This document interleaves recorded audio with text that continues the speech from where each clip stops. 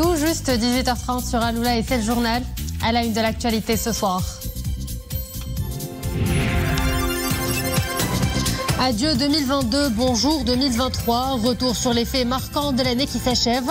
Une rétrospective faite de succès diplomatiques au sujet de notre intégrité territoriale et de lancement de chantiers d'envergure dans les domaines économiques et sociaux. Le bilan 2022, c'est avec le politologue et professeur de droit Mustafa Shimi. Également dans ce journal, les images d'une nuit ultra sécurisée. Un dispositif sécuritaire spécial a été mis en place partout dans le royaume pour un réveillon sans désagrément. Des mesures exceptionnelles pour assurer la sécurité des citoyens et leurs biens.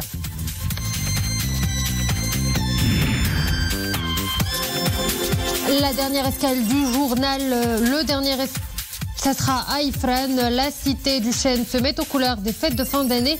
Pour accueillir ces nombreux visiteurs, ils y convergent de loin en quête de fraîcheur et de calme. Une belle affluence qui rebooste l'activité touristique et commerciale de la région. Bonsoir à tous et bienvenue dans ce premier JT francophone de la nouvelle année 2023. À l'occasion du passage au Nouvel An, Sa Majesté le roi Mohammed VI a adressé des cartes de vœux aux chefs d'État et de gouvernement de pays frères et amis, leur exprimant ses sincères vœux de santé et de bonheur, tout en formulant le vœu que cette année apporte prospérité, paix et sécurité et progrès.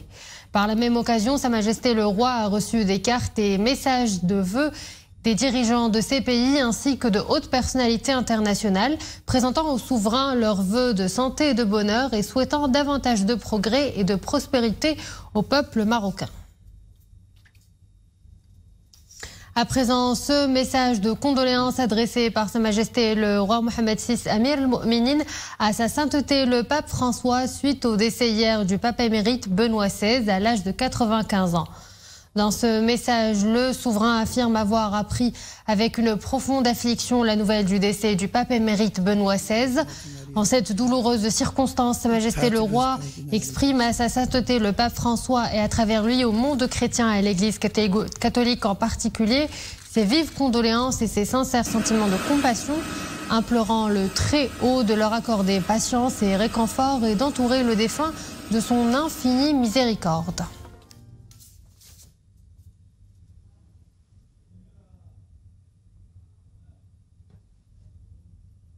2022, une année riche en événements et en réalisations pour la diplomatie marocaine. Une stratégie proactive et agissante qui s'est déployée à travers le monde pour traduire les orientations royales. Des nouvelles percées diplomatiques ont été enregistrées au cœur de l'année que nous quittons. De nouvelles victoires pour un Maroc qui poursuit sa marche résolue de consécration de son intégrité territoriale. Et Madame Smel avec Iman Evlou. Des acquis diplomatiques importants inscrit au chapitre de notre intégrité territoriale. 2022 a été une année de consolidation des nouvelles percées diplomatiques, une année riche en événements et en réalisations. توالي وتراكم وتزايد عدد الدول التي اعترفت بالمغربية الصحراء. Beaucoup de pays reconnaissent désormais la marocanité du Sahara. C'est le cas de plusieurs pays d'Afrique, d'Europe et du monde arabe qui ont reconnu explicitement le plan d'autonomie proposé par le Maroc comme la seule solution à ce différend régional. Parmi ces pays, l'Espagne, l'Allemagne, la Belgique, l'Italie, les Pays-Bas ou plus récemment la France. On peut aussi citer la décision rendue par le tribunal administratif britannique qui a validé l'accord commercial entre le Maroc et la Grande-Bretagne, incluant les provinces du Sud. Il y a aussi le processus d'inauguration des consulats dans les provinces du Sud. Leur nombre dépasse les 30 consulats. Entre autres acquis, la résolution 2654, adoptée par le Conseil de sécurité en octobre dernier. Un texte qui ne souffre d'aucune ambiguïté en consacrant le projet d'autonomie proposé par le Maroc comme base crédible, pragmatique et sérieuse pour une solution politique juste et durable à ce conflit artificiel. 2022 est l'année de la consécration des victoires diplomatiques réalisées par le Royaume, notamment en ce qui concerne la reconnaissance de la marocanité du Sahara et le soutien grandissant à l'initiative marocaine d'autonomie.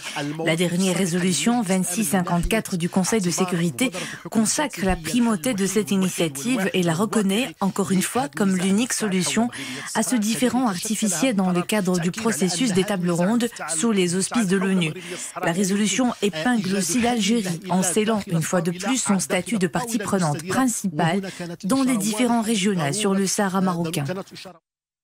Le Royaume récolte les fruits d'une diplomatie proactive à la faveur de la vision éclairée de Sa Majesté le roi Mohammed VI. Toutes ces avancées confortent les acquis du Maroc et renseignent sur la détermination et l'engagement ferme du Royaume en faveur de la défense de son intégrité territoriale et de sa souveraineté pleine et entière sur ses provinces du Sud. 2022, une année de réalisation diplomatique et socio-économique pour le Maroc, en dépit d'une conjoncture mondiale contraignante marquée par la crise sanitaire et les tensions géopolitiques. Une année pleine de défis. Nous en faisons le bilan ce soir avec professeur Mostafa Sahimi, politologue et professeur de droit. Professeur, bonsoir. Bonsoir. Nous venons de le voir cette année 2022. Le Maroc a vu ses acquis sur son Sahara renforcés. Plusieurs pays ont ouvert des consulats et se sont alignés sur la légitimité de la cause nationale et de la souveraineté du Maroc sur son Sahara. Effectivement, vous avez raison de le relever, mais auparavant, il faut préciser ceci. La question nationale est posée devant les instances onusiennes depuis près d'un demi-siècle, depuis la marche verte, la récupération des provinces méridionales, donc en octobre 1975. Ce demi-siècle a connu des phases successives avec des paramètres particuliers sur lesquels je n'ai pas le temps de revenir, mais ce qu'il faut relever, c'est que la position du Maroc s'appuie essentiellement sur un double référentiel. Le premier, c'est les titres historiques, le deuxième, c'est les droits juridiques.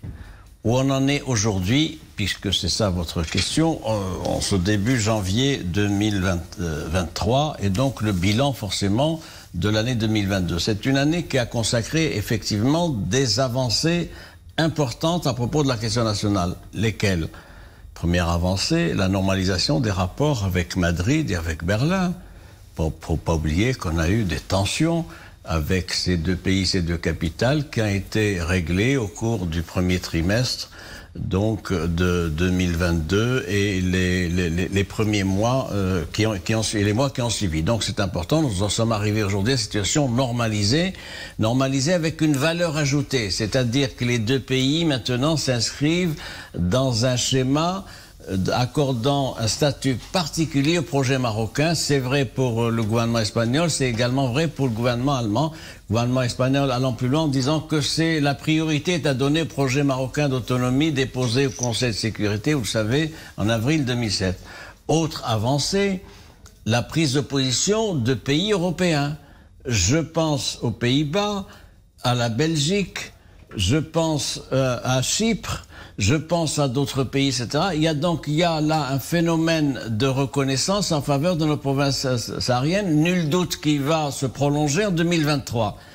Autre élément à mettre donc dans ce registre-là, c'est l'implantation territoriale, la création d'une trentaine de consulats généraux à Dakhla et à Laayoune. C'est le prolongement d'une action diplomatique attestée donc par la création de postes consulaires. Il y a ces éléments-là, et puis, vous l'avez dit, dans votre sujet, c'est évidemment la résolution du Conseil de sécurité, la 2654 du 27 octobre dernier, qui consacre de nouveau le statut de la position marocaine, le projet marocain étant sérieux, crédible, réaliste et pragmatique, et qui va plus loin. Il va plus loin dans plusieurs directions. Un, la reconnaissance des acteurs. Les acteurs, les parties prenantes sont identifiées, en l'occurrence, en particulier, le pays voisin, l'Algérie. Deux, la consécration du processus. Nous sommes dans un processus. Au niveau des Nations Unies, l'action diplomatique du Maroc ne vise pas à reconduire d'année en année les résolutions. Le Maroc dit il y a un processus, mais c'est un processus qui a un objectif. C'est quoi? C'est conduire donc à l'application d'un certain nombre de paramètres de négociation, avec ce corollaire, c'est que le pays voisin est partie prenante à part entière dans ce dossier. Le pays voisin n'entend pas s'inscrire dans ce processus des deux tables rondes. J'ajoute mouvement séparatiste, il est également dénoncé le cessez-le-feu depuis novembre 2020. Et donc c'est une question qui est posée en des termes nouveaux vis-à-vis de la communauté internationale. On sait qui fait quoi, on sait qui manœuvre qui, etc. Et la position du Maroc est confortable en ce début d'année du fait précisément du cumul de tous ces facteurs-là. Mais pour autant, la mobilisation doit continuer parce que c'est une action diplomatique qui doit se remobiliser de nouveau à cet effet. Autre fait marquant de cette année 2022, le très ambitieux programme d'investissement vert de l'OCP, lancé en grande pompe depuis tout juste un mois. Un investissement de 130 milliards de dirhams qui permettra l'accompagnement de 600 entreprises industrielles marocaines et la création de 25 000 emplois directs et indirects. Une aubaine pour l'économie marocaine, pour l'innovation et pour la promotion des énergies vertes, professeur. Je vous propose une lecture de ce grand projet OCP et une lecture des politiques publiques. Il y a un premier lot où il y a les grands chantiers pour la décennie pratiquement et même au-delà. Et puis, il y a la gestion des politiques publiques, ça c'est l'affaire du gouvernement. Alors, dans les grands chantiers, qui sont des chantiers d'inspiration et de suivi par le souverain, il y a précisément la place et le rôle du groupe OCP. C'est un projet extrêmement important, vous l'avez dit, de 130 milliards de dirhams sur 5 ans. Il doit bénéficier à 600 entreprises parce que c'est tout un écosystème, créer quelques 25 000 emplois directs et indirects. Plus encore, c'est un projet qui se situe dans le cadre d'une vision royale qui est celle de la transition énergétique. Savez-vous qu'en 2027, il y aura une énergie verte et que tout l'outil industriel de l'OCP sera alimenté par cette transition énergétique. Ça va profiter d'abord au groupe OCP et à son outil industriel, mais ça va profiter aux populations pour l'eau potable et ça va profiter également aux zones environnantes pour ce qui est de l'irrigation. Donc voilà des grands projets qui nourrissent l'ambition du Maroc pour un Maroc de développement dans le cadre des énergies renouvelables et d'une transition énergétique. Et autre grand projet lancé cette année, la nouvelle charte de l'investissement qui ne devrait pas tarder à entrer en vigueur d'ailleurs, un game changer qui devrait booster les investissements au Maroc. À quoi devons-nous nous attendre après son opérationnalisation, professeur? Je me dois de dire que c'est une charte qui a tardé. Elle a été annoncée par le souverain en 2020. C'est-à-dire qu'il a fallu attendre 2 ans et demi pour qu'il y ait enfin une loi cadre sur la charte de l'investissement. Pourquoi c'est un texte fondamental, un texte important? Parce que la charte de l'investissement définit des objectifs, des stratégies. Et donc, elle fait un travail qui permet d'évaluer la hiérarchie des priorités pour ce qui est du développement. Quelles sont les priorités? Le développement territorial. C'est important qu'il y ait pour chaque région et chaque territoire, comme l'on dit aujourd'hui, une adaptation des politiques d'investissement, suivant leurs capacités, leurs ressources, etc. Deuxième point, ça donne de la visibilité aux opérateurs économiques. Les opérateurs économiques locaux ou étrangers savent maintenant, ils vont savoir quelles vont être les priorités et les stratégies de développement du royaume dans les années à venir, pour la décennie à venir. Et donc forcément, ça va être un facteur d'attractivité. J'ajoute que si la loi organique a été votée il y a quelques semaines par le Parlement, pour l'instant, il n'y a pas de texte encore d'application. Il faut compter l'année 2023 pour qu'il y ait enfin tous les textes d'application. Et ce sont des dizaines de textes d'application. Donc, ça a mis du retard, mais c'est sur les rails et il faut espérer que ça aille aussi vite et plus vite. Professeur, depuis le 1er décembre, plus de remèdes au Maroc. Les anciens ramédistes ont basculé vers le régime de l'assurance maladie obligatoire. Un basculement synonyme de beaucoup d'avantages. Tous les citoyens sont désormais égaux en matière d'accès à des soins de qualité, à une prise en charge tous azimuts. Ça fait partie du premier lot de grands chantiers que j'ai évoqué au départ de cet entretien. Il y a la gestion, l'intendance, si je puis dire, pour ce qui doit. Et il y a les grands chantiers, encore une fois, définis, voulus par le souverain, qui doivent être appliqués. C'est évidemment un grand chantier. On le dira jamais assez.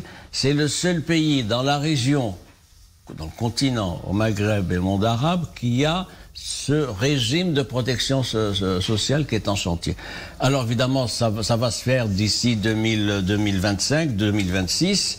Les allocations familiales, c'est pour la fin de l'année 2023. Il ne faut pas donner des espoirs qui ne sont pas tenus. C'est pour la fin 2023. Il y a également l'indemnité pour perte d'emploi, pour ceux qui ont un emploi qui le perdent. Et puis, il y a toute la protection sociale, l'AMO, etc. Donc, ça va se faire. Il y a un problème, entre autres, qui se pose, c'est celui du financement. C'est un projet, un programme et un chantier qui coûte environ 50 milliards de dirhams, tel que c'est prévu aujourd'hui. 50 milliards de dirhams, il faut mobiliser des ressources. Annuellement, il y a 50% qui vont être à la charge de l'État et 50% à la charge des contributeurs. Donc, les 25 milliards de dirhams que l'État doit trouver, il faut qu'il les trouve quelque part. Et on nous dit qu'il y a une réflexion du gouvernement pour de nouvelles ressources fiscales. On verra ce qui va sortir. En tout cas, ça doit être fait. Et professeur, une toute dernière question. À la lumière du contexte actuel, des crises que secouent la planète, la crise sanitaire, le conflit en Ukraine, l'inflation et le profil de croissance morose à l'échelle internationale, comment se présente cette nouvelle année 2023 ? Sérieusement, personne ne peut le dire. Il faut être devin ou prophète pour savoir comment les choses vont se passer en 2023. Pourquoi ? C'est l'incertitude la plus totale, et deux, la complexité. En tout cas, les éléments que nous avons aujourd'hui ne poussent pas à l'optimisme, il faut le bien dire. Pourquoi ? Les prévisions actuelles des organismes internationaux donnent une croissance de moins de 2% en 2023. Alors que c'est des prévisions plus optimistes il y a encore 6 mois, c'était 2,7, 2,8%, je pense au FMI, à la Banque mondiale. Donc, de morosité économique et pas de relance. Il y a également l'inflation, avec tous les effets que vous devinez sur le pouvoir d'achat des citoyens, etc.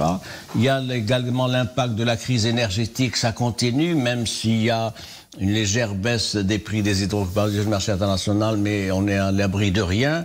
Et puis, il y a aussi les baisses des salaires réels que cela conduit, tous ces paramètres-là, sans oublier l'impact sur les bourses avec les chocs boursiers, et donc une croissance durablement faible qui ne permet pas de nourrir l'optimisme, mais il faut s'en accommoder. Telle est la situation ce début d'année 2023. Professeur Moustapha Srimi, je vous remercie pour cet éclairage. Merci à vous. Covid-19, les autorités marocaines interdisent l'accès au territoire du Royaume du Maroc et de tous les voyageurs, quelle que soit leur nationalité, en provenance de Chine. C'est ce qu'a annoncé hier le ministère des Affaires étrangères, de la coopération africaine et des Marocains résidant à l'étranger dans un communiqué. Une décision qui intervient à la lumière de l'évolution de la situation sanitaire liée à la Covid-19 en Chine et des contacts réguliers et directs avec la partie chinoise, et afin d'éviter une nouvelle vague de contamination au Maroc et toutes ses conséquences. Cette mesure précise, le ministère sera appliquée à partir du 3 janvier 2023 et jusqu'à nouvel ordre, notant que le Royaume du Maroc a suivi de près ces dernières semaines le développement de la pandémie de la Covid-19 en République populaire de Chine. Cette mesure exceptionnelle n'entache nullement l'amitié sincère entre les deux peuples et le partenariat stratégique entre les deux pays et auquel le Royaume demeure fortement attaché, ajoute le communiqué. Les fêtes de fin d'année, un moment de festivité partagée qui peut parfois être ponctué d'incidents. Pour sécuriser la soirée du réveillon, la DGSN a fortement mobilisé ses moyens humains, matériels et logistiques hier soir. Nos caméras ont suivi différentes patrouilles déployées à travers les grands axes routiers du Royaume. Compte rendu en images avec Mariam Missi. Réunies au complet, ces patrouilles fixées mobiles sont fin prêtes pour une nuit de grande vigilance. Dépêchés dans tout Marrakech, ces agents ont plusieurs tâches, mais une seule mission, la sécurisation optimale des personnes et des biens. تثبيت الحضور الأمني وتوفير وتأمين جميع المؤسسات السياحية. Le dispositif sécuritaire a été renforcé, notamment dans les hôtels et autres sites névralgiques qui accueillent les célébrations. La mission est d'autant plus rigoureuse compte tenu de l'afflux touristique exceptionnel que connaît Marrakech en cette période. وتوافدا هائلا للزوار سواء كانوا مغاربة أو أجانب. Placé à son tour sous haute surveillance, c'est dans la quiétude la plus totale qu'Agadir a vécu la soirée d'hier. points de filtrage, barrages judiciaires et administratifs ont été mis en place à l'intérieur de la ville comme à ses entrées et sorties. Une présence intense des éléments de sécurité sur la voie publique, de quoi renforcer le sentiment de sécurité chez les riverains.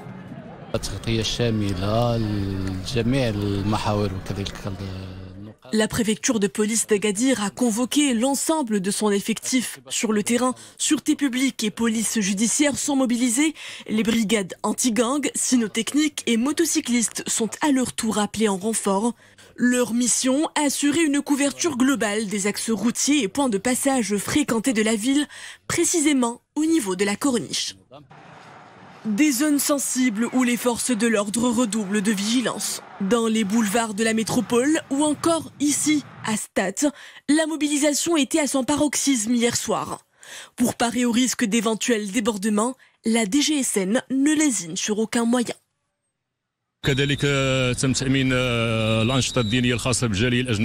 Nous veillons à sécuriser les manifestations religieuses tenues par les ressortissants étrangers. Nos patrouilles de surveillance sont déployées à travers les différents quartiers de la ville en vue d'assurer la fluidité de la circulation, contrôler les infractions et prévenir les conduites spectaculaires et dangereuses qui menacent la sécurité des usagers de la route. Un plan sécuritaire d'envergure exécuté avec brio par ces limiers de police. Une nuit blanche pour permettre aux Marocains d'accueillir paisiblement le Nouvel An 2023. Et si autrefois, à l'occasion du Nouvel An, on avait l'habitude d'offrir des cartes pour présenter nos vœux, eh bien aujourd'hui, on est passé de la carte à la toile. Chaque année, vous êtes de plus en plus nombreux à privilégier les réseaux sociaux pour leur rapidité et leur efficacité. Photos, messages privés ou encore vidéos, chacun sa façon d'exprimer ses vœux. C'est un reportage de Soukaina, Hachimi Idrissi et Zakaria Mouqin Billah. Ils sont pris d'assaut à l'occasion de chaque célébration. À l'approche du Nouvel An en particulier, les smartphones sont bombardés de messages, de photos et de vidéos de félicitations. Applications de messagerie instantanée et réseaux sociaux, les nouvelles technologies offrent toute une panoplie d'options pour personnaliser les messages de félicitations. Les réseaux sociaux jouent un rôle important dans les relations sociales, surtout les applications de messagerie instantanée, qui permettent de renouer le contact avec des personnes qu'on a perdues de vue. C'est donc l'occasion de leur souhaiter une bonne année. C'est devenu courant de communiquer et de se féliciter lors des fêtes religieuses, des anniversaires, etc. C'est indispensable de nos jours. Si on n'a pas le moyen d'appeler par téléphone, les réseaux sociaux sont pratiques. Faciles et accessibles, pour beaucoup envoyer des messages de félicitations virtuels et dans l'air du temps. Pour d'autres, rien ne devrait remplacer un appel téléphonique ou dispenser de la visite. L'abus des réseaux sociaux rendrait les visites moins fréquentes. Je pense qu'il est préférable d'appeler proches et amis et prendre des nouvelles, plutôt que d'envoyer un texto sur les réseaux sociaux. S'il est vrai que les réseaux sociaux rapprochent les distances, ils ne devraient pas remplacer les rencontres et les visites.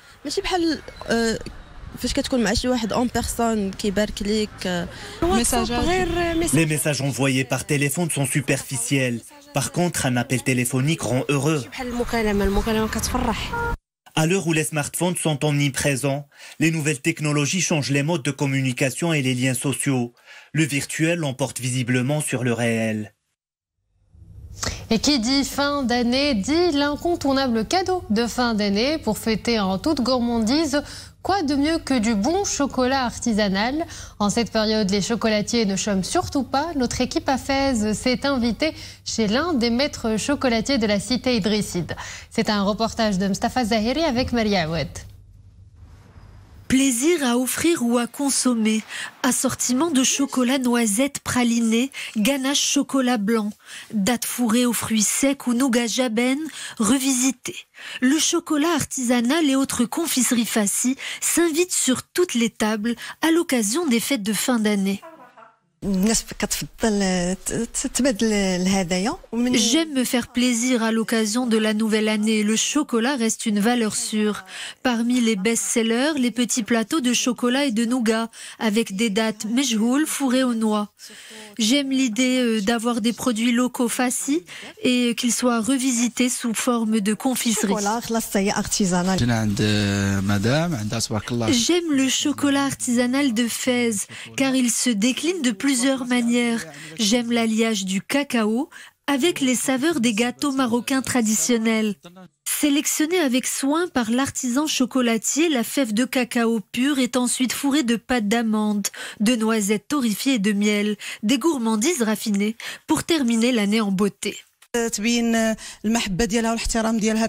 y a beaucoup de clients qui viennent s'offrir du chocolat durant ce mois de décembre. Ce qui fait la notoriété de notre chocolat, c'est qu'il est conçu de manière artisanale et qu'il se décline sous différentes formes. Un chocolat moderne aux saveurs traditionnelles.